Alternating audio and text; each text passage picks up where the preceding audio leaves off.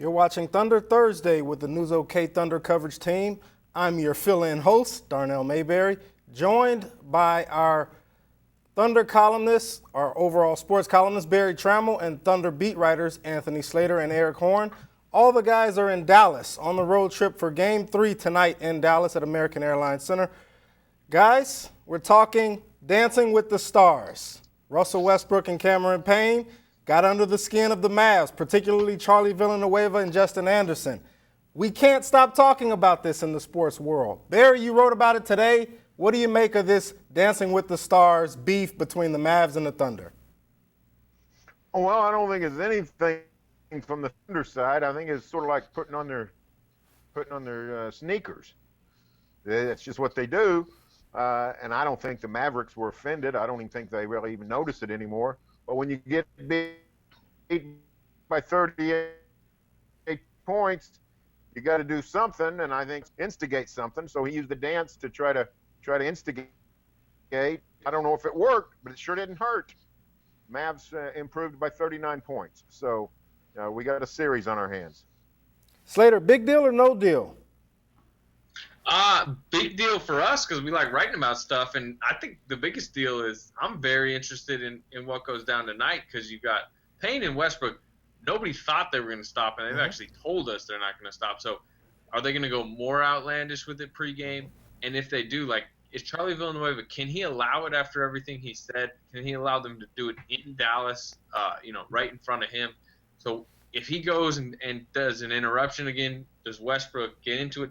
Do we have potentially pregame technicals? Westbrook's got to make sure he doesn't either get a technical so he can get ejected later in the game, or maybe two T's right there and he can't play. I think there's actually a mild bit of pregame drama coming up. Eric, what will we see tonight? First of all, who's right, who's wrong between the Thunder and the Mavs, Charlie Villanueva and Justin Anderson, Russell Westbrook and Cameron Payne? And what do you think we'll see tonight just before tip-off at 6 p.m.? Well, I don't think anybody's particularly at fault. I'm all for gamesmanship, and I don't blame Charlie Villanueva for doing what he did. I mean, that's kind of that neutral ground. It's not like Westbrook and Payne were over by the Thunder's bench doing that, and they've been doing it all season at the same time, so I don't think there's anything wrong with what they're doing. Up until this point, we've never seen anybody come in between them doing their dance. It's always been the other team gives them their space, they let them do their pregame ritual, and they go on with it. But I don't fault Charlie Villanueva for doing what he did. Will anything else come from it tonight?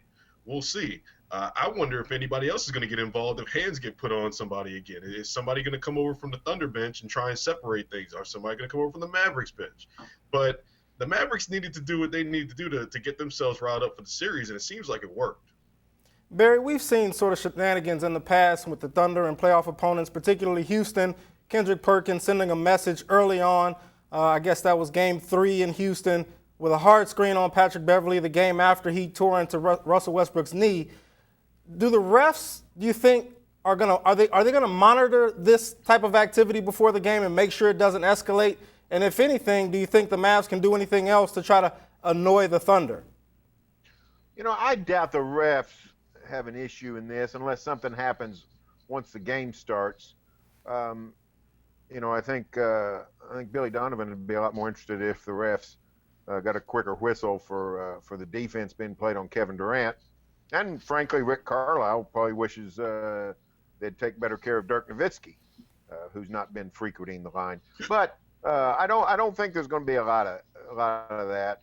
I think we might see a little bit of pregame hijinks, whether Charlie Villanueva sort of painted himself into a corner. He's sort of taken a stand, and he's going to have to do something. I don't know that he's going to go that far, but I think the Thunder will keep dancing. I think the Mavs will try to let them know that they're not going to cower. What that looks like, I don't know. Slater, you're the king of the vine. Are you going to vine this before the game tonight? What's up? I said you're the king of the vine. Are you going to vine it? Are you going to be right there in front of them vining it? Yeah, I'm going to try to take video of it and get it up. You never know how, the arena 4G and wireless is going to be, but I am sure I will not be the only one. I assume not only will I be locked in with the phone like usual, but, TNT might show it live. I mean, it is only, 25, 30 seconds before tip off, and they, everyone's talking about it, knows it's coming. Like I said, I really wouldn't be surprised if live TV goes to it. It's funny that was actually one of the few times that Anthony or I didn't film it the last time it happened, and then all this stuff popped off. So I mean, I imagine we'll be ready for it tonight. All right, guys, you're watching Thunder Thursday with our Thunder coverage team leading into tonight's Game 3 against the Mavericks. Anthony Slater had a great story today about Russell Westbrook's defense. Anthony, we're going to come to you. The question is, Russell Westbrook's defense is, you fill in the blank. A lot like this team, it has the capability of being incredible. Like, I thought he played really good defense in Game 1, and they played really good in Game 1. Because when he's locked in, we know he has the physical tools, capabilities to potentially be the best point guard defender in the league, but it's so inconsistent, just like this team. It's lazy at times, in bad moments. You know what I mean? Like, it's okay. Like, I'm fine with mid-January against the Timberwolves. He has a bad defensive game. He doesn't get out on Zach LaVine threes, whatever. But when you're trying to protect the lead with 4 minutes left in Game 2 at home, and you're just kind of you're jogging back, you're getting back screened by Dirk, and you're just kind of letting Dirk run away from you, and then Raymond Felton's blowing by you, and then you're not taking ownership of it. Like I wrote in the story, I mean, he doesn't need to take ownership with us, but he better be taking ownership of it behind the scenes and not just saying that's a team defensive error. Eric, you fill in the blank. Russell Westbrook's defense is? Concerning. It's something that, as we've said, as Anthony said, you'd like to see a more consistent effort out of him because we know he's capable. We've seen it done before. But it's concerning from a sense that when they get against the teams that are really talented, the San Antonio's, Golden States, not that Dallas isn't a talented team, but they're a team that's not as talented as the Thunder. If and when the Thunder gets out of this series, they're not going to be able to afford to have Russell Westbrook have the defensive inconsistencies that he's shown us in Game 2. I always think back to the moment against San Antonio earlier this year where LaMarcus Aldridge had the ball and it was a tight game in the fourth quarter, and Westbrook came off of his man in the corner and tried to go for the steal, and LaMarcus Aldridge just read that, kicked it to Danny Green, and hit a three. And Danny Green hit the three, and the game just came unraveled from there. So can Russell Westbrook change the way that he plays defense? That's the question. And if he has that kind of discipline, I think he can really take the Thunder to another level because people will feed off of that. And they'll see that one of their leaders is completely committed and locked into playing defense for the entire game. I think against the Warriors and Spurs, you worry about the gambling, as you've kind of referenced right there. But against a team like the Mavericks, you worry about him just not respecting who he's guarding. I remember a game in New Orleans this year where he just didn't guard Norris Cole because he figured, hey, Norris Cole's not going to do much. Then Norris Cole hit like 3 wide open threes, and suddenly he had like 10 points in the first quarter, and New Orleans took off, ended up winning. That's what I think happened the other night. He was going down the stretch thinking, like, Raymond Felton's not going to beat me, and Raymond Felton's probably not the guy they're going to use to beat us. But guess what? I mean, Dallas went to a pick and roll with him and Mejri, and it worked 3 straight times. I'm dying to hear Barry's answer for this. He's been the president of the Russell Westbrook fan club since 2008. But before we go to Barry, we got to let you know that our Thunder playoff coverage is brought to you by J. Marshall Square, OKC's only big house apartment community. Barry, talk to me about Russell Westbrook's defense. Well, we've covered it. It'd be one thing if he had one problem, but he's got 2 problems. He's got recklessness at times, and he's just got lack of interest at times. And when he's not reckless, and when he is interested, he's an excellent defender. That's what drives you nuts about Russell Westbrook, is he could be one of the league's best defenders if he would play, every possession. But he takes too many possessions off.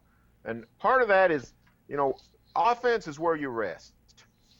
And it's that way. It's been that way in basketball forever. The problem with Westbrook is he plays so hard on offense that he does, there are times when he probably does mentally and physically need a blow.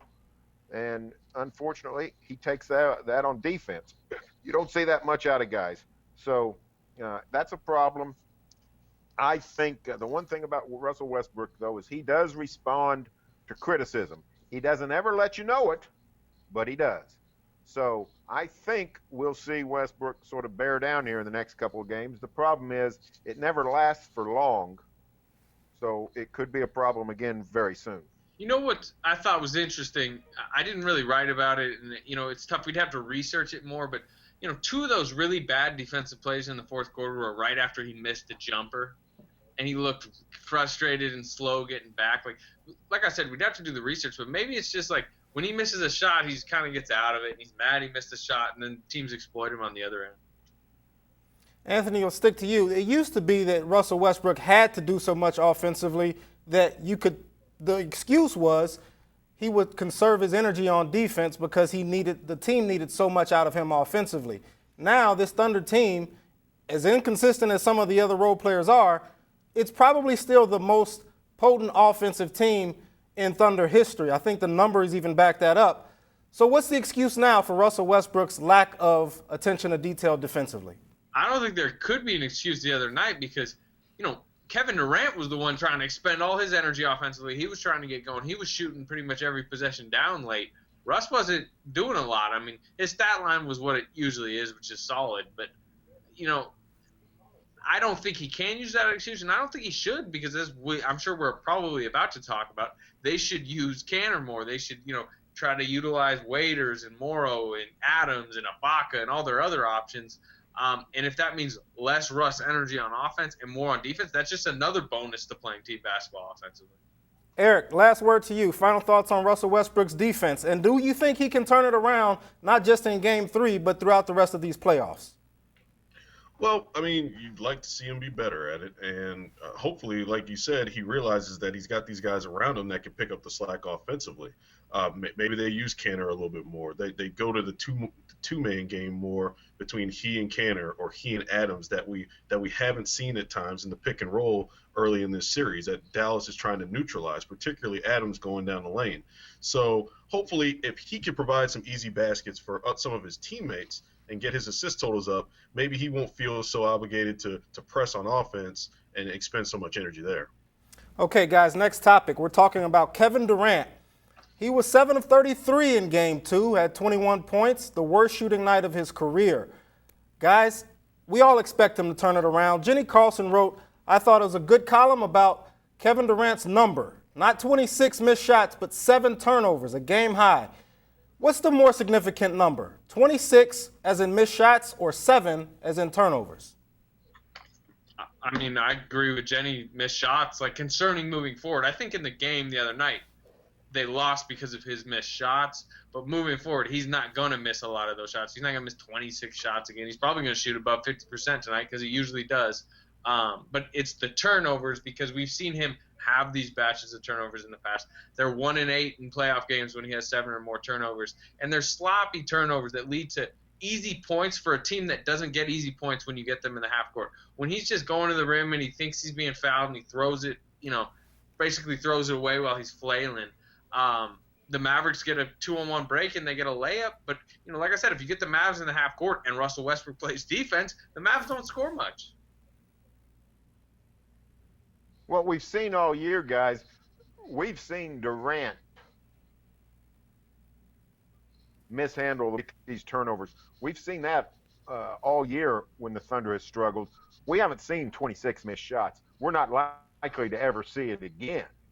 That might be the worst game we see Durant play in a Thunder uniform or anybody else's uniform.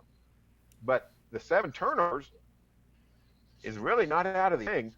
The 7 turnovers could come back again. They could come back tonight because Durant really doesn't.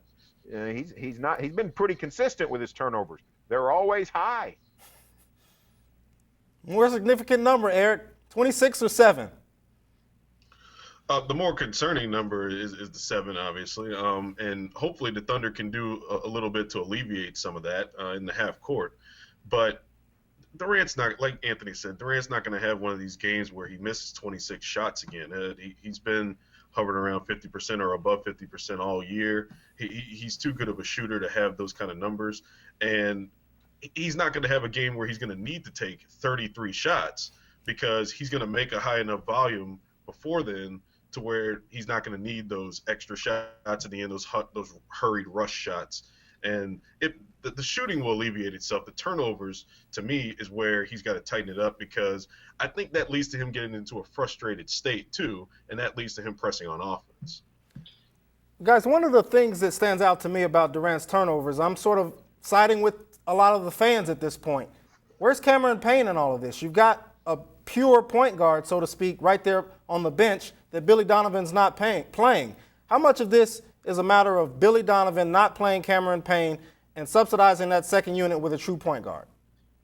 I think a little bit to do with it, but like we can't just blame Billy Donovan for Kevin Durant taking the ball out of bounds and just like throwing it to Devin Harris, or Kevin Durant's gonna have isolations at the elbow. He can't just pump fake Darren Williams into there, think he's gonna get a foul, and flail it away. Like Billy Donovan needs to be able to trust Kevin Durant to not make those turnovers. I do agree with you. I do agree with the fans. Like, I think Cameron Payne should play more. I think that's part of it. I think just Cameron Payne's offensive skill is part of it. I think Randy Foye's deep struggles. He's been really bad offensively since he's been here. And the fact that I don't think Dallas has a bunch of guys that are going to exploit Cameron Payne. So I think he should play 15, 20 minutes a night. Some of it's Durant's turnovers, some of it's other things. Barry, should Cameron Payne be playing in your opinion? Oh, I don't think it's a big issue either way. I mean, Durant's been turning the ball even when Westbrook's on the court. Payne's defense is not very good, so I like the rotation just fine. I don't see any major problems with the rotation. What about Randy Foye's struggles? Well, I mean, Foye's not playing well at all, but at least he defends. His defense has been okay, and I think Payne just gets lit up and lost too often. So. Especially Dallas. The Dallas guards are savvy. They got guile. They got experience. I think they could really.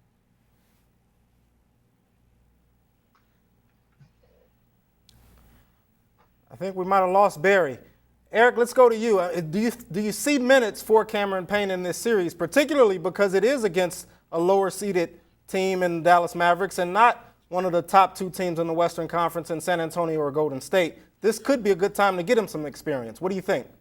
I agree. I see minutes. I don't know if Billy Donovan does. I mean, he probably should have gotten a few last game, and I'm not saying he needs to take all of Randy Foye's minutes. I'm not saying he needs to take all of Dion Waiters' minutes, but I think he should have some.